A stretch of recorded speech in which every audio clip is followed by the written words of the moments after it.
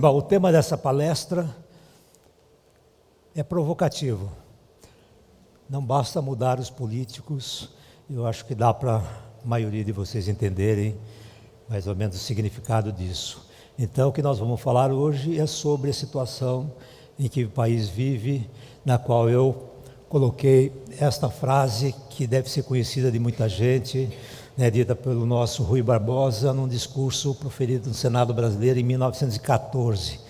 Parece-me que ele estava falando dos dias atuais, sobre a atual crise que o país vive atualmente. Quando a Operação Lava Jato foi iniciada e começaram a aparecer os primeiros resultados, uma onda de esperança varreu o país. Ou seja, aparentemente havia uma coisa nova, que estava produzindo um efeito realmente grande, porque esta figura aí, esta foto é icônica dentro desse movimento. Esse, como todos vocês sabem, era um dos maiores empresários brasileiros que estava sendo preso pela Polícia Federal. E, portanto, isso nunca tinha acontecido no país. Ou seja, esse fato criou realmente muita esperança de que a gente poderia estar no caminho certo para combater a corrupção, e principalmente para ajudar a resolver a crise moral que se abateu nesse país desde há muito tempo. Mas, ao mesmo tempo, ficou aquela expectativa, será que apenas a Lava Jato conseguiria resolver o problema da corrupção no país? E a resposta veio logo em seguida, numa reportagem do Estadão, uma entrevista com esse Gerardo Colombo, que foi um dos magistrados que comandaram a Operação Mãos Limpas na Itália. Uma operação que se assemelhava muito à Lava Jato e que ela produziu muito efeito, prendendo políticos e empresários poderosos do país, mas que a partir do momento em que começou a descer o nível, chegando mais próximo dos cidadãos comuns, ela começou a perder o efeito, a população deixou de dar apoio. E um desabafo deste magistrado, que ele disse que a justiça sozinha seria incapaz de derrotar a corrupção. Porque quem acabou com a Operação Mãos Limpas foi o cidadão comum. Ou seja, a gente precisa refletir muito sobre essa frase, justamente porque se a gente quiser realmente acabar com a corrupção no país, não basta apenas mexer com os políticos. Porque os políticos representam apenas a ponta do iceberg da corrupção. A grande a quantidade de escândalos, de sujeira toda que está debaixo do tapete em nosso país, está na base. Ou seja, se encontra justamente no cidadão comum, que é aquele que elege os políticos. Eles não nasceram lá, por um processo democrático, eles foram eleitos pela população. Então não adianta falar que ele não representa, porque todos os políticos representam alguém que faz parte da população. E por isso, se a gente pretende fazer alguma coisa em resposta àquela questão que o Rui Barbosa coloca desde o princípio, se a gente pretende fazer alguma coisa para ajudar a melhorar o país, que tal começar com o cidadão comum? Que tal começar com as pessoas, tentando mudar as pessoas para aí sim produzir uma mudança mais eficiente na sociedade como um todo. Então essa é a proposta do nosso trabalho.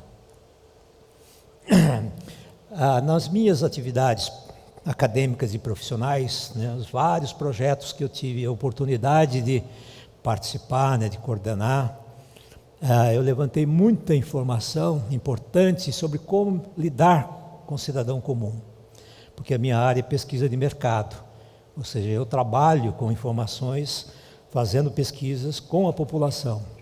Então, mexer, conversar, dialogar com a população faz parte do nosso trabalho. Daí que em função dessa característica, né, em 2004, eu tive a oportunidade de coordenar uma grande pesquisa no estado de São Paulo para avaliar o grau de felicidade, né, da população do estado. Os resultados desse trabalho foram publicados, né, numa edição do Globo Repórter, né, da Rede Globo, e que depois foi retransmitida para outros países pela Globo News Internacional. E esse trabalho, né, que nós levantamos informações de quase 6.000 famílias selecionadas de 74 municípios do estado de São Paulo, né, nos deu condições de entender um pouquinho mais o que, né, esse povo pensa sobre felicidade. E nós detectamos, levantamos os chamados fatores determinantes, né, da felicidade do povo paulista, que ele atribui a sua felicidade a fatores tal como a família, a saúde, né, a própria satisfação com a vida, a religiosidade e assim por diante.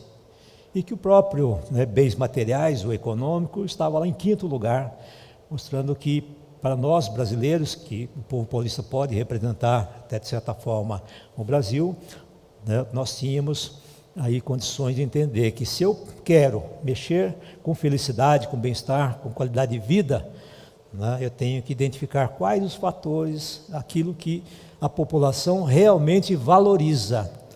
Eu tenho que entender melhor o cidadão. Não basta eu ter estudos teóricos, né, que me dizem o que é importante, o que não é importante, se o cidadão não entende, né, que aquilo é realmente importante para ele. Eu preciso perguntar para ele. Esse trabalho nosso, né, permitiu entender isto. Em continuidade, né, a esse trabalho sobre felicidade, eu tive a oportunidade de encontrar um modelo de desenvolvimento de um país, o Butão, um paizinho pequeno entre a Índia e a China, país budista, que desenvolveu um modelo chamado FIB, né, que vocês já devem ter ouvido falar. FIB significa Felicidade Interna Bruta, onde esse FIB, né, avalia o país, mas sob a ótica dos seus próprios moradores. É um conjunto de indicadores, são 33 indicadores que avaliam 9 domínios ou 9 dimensões, né, da vida dos moradores desse país, e que o país se encarrega de transformar em políticas públicas para aumentar a qualidade de vida, né, da população. Então, FIB, que é Felicidade Interna Bruta, não é a felicidade apenas pessoal de cada um. O FIB representa, né, um modelo de desenvolvimento em que o PIB, Produto Interno Bruto, foi substituído pelo FIB, felicidade, como mais importante para a população daquele país. Então, eu trouxe aqui uma figurinha para mostrar o Butão. Esse é o ninho do tigre, né, que é um ícone do Butão. O ninho do tigre, porque diz que um dos governantes, um dos reis chegou até, chegou até esse local aí nas costas de um tigre. Eu gostaria de ter essa coragem, né? Bom, então pensando, reunindo esses conhecimentos todos, né, conhecimentos que a gente tinha, trabalhar com a população, sabendo que, né, tentando levantar o que a população valoriza, mas querendo mexer com o cidadão comum, né, e detectando que um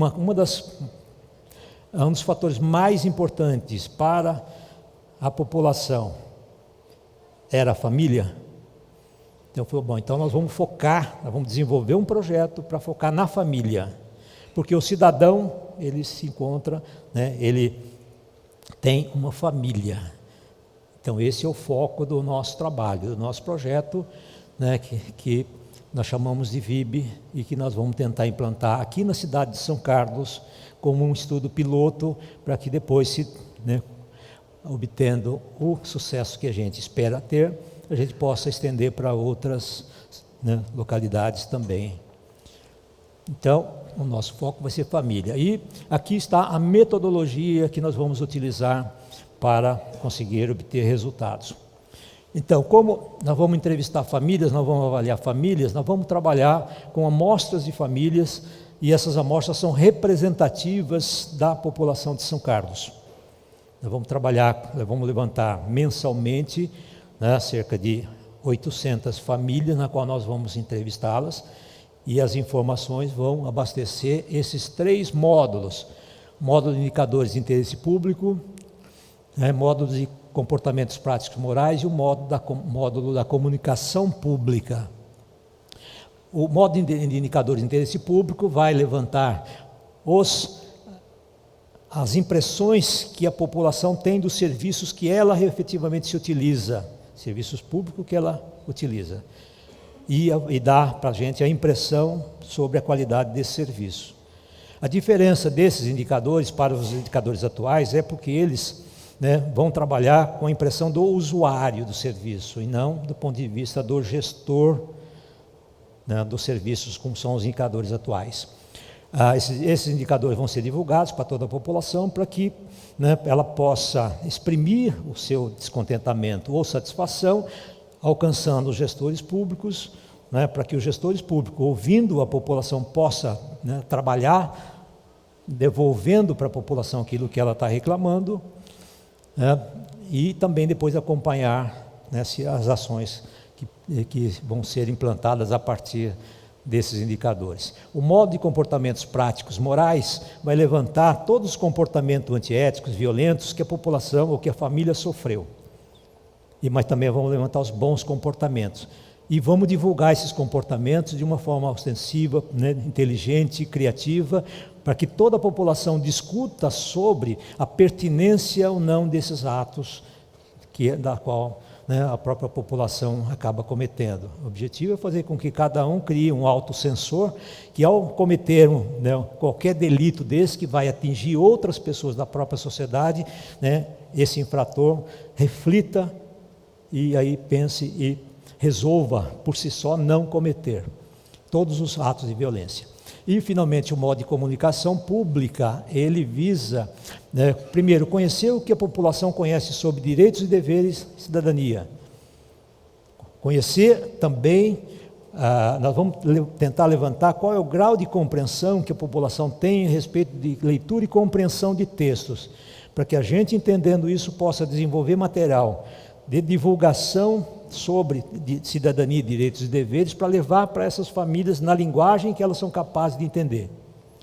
É isso que, ao nosso ver, vamos dizer assim, complementa o conjunto de ações que vai fazer com que a família possa se comunicar com os gestores públicos a respeito de todos os serviços que ela recebe, acompanhando o uso devido do dinheiro público, que possa conversar com os pares da mesma sociedade, do ponto de vista dos comportamentos impróprios, antiéticos, e que possibilite selecionar aqueles que devem permanecer, daqueles que a própria sociedade deve suprimir, eliminar. Mas esse grito, ele deve ser feito de uma forma educada, com conhecimento, que vai ser promovido pelo módulo da comunicação pública. Em suma, o projeto, eu coloquei esse símbolo, o projeto vai funcionar como uma espécie de megafone, de um grande megafone, que vai tentar fazer com que a população grite, se manifeste para toda a comunidade, gestores públicos e população em si, para que ela própria se organize e possa criar uma sociedade melhor. Ok? O que a gente sabe e que está escrito na nossa Constituição, no primeiro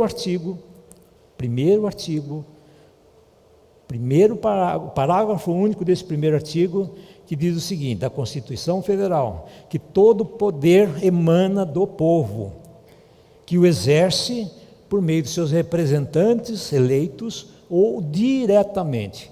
Então, o que nós pretendemos chegar com esse projeto é que a população exerça de fato o seu papel cidadão previsto na própria Constituição brasileira, que ainda nos rege. Ok? De tal forma que no final, gente, PIB, o PIB é um modelo que todos conhecem, Produto Interno Bruto, que rege o sistema capitalismo hoje. O FIB, que é um modelo um pouco acima, porque ele engloba o PIB, mas o PIB não é o detentor do poder nesse governo do Butão particularmente, ou seja, porque a felicidade é mais importante, e nós estamos propondo agora o nosso projeto VIB, que se chama Valor Interno Bruto, justamente porque nós vamos tratar de valores que a sociedade, né, possui, que a nossa sociedade possui. Por isso que o projeto está sendo implantado aqui em São Carlos, e eu, né, estou solicitando para quem esteja nos ouvindo, né, para que faça uma análise e apoie ou não, mas que venha conversar com a gente, porque essa proposta a gente acha que tem todas as condições de chegar realmente nesse patamar, né, com um modelo que engloba os demais. Muito obrigado.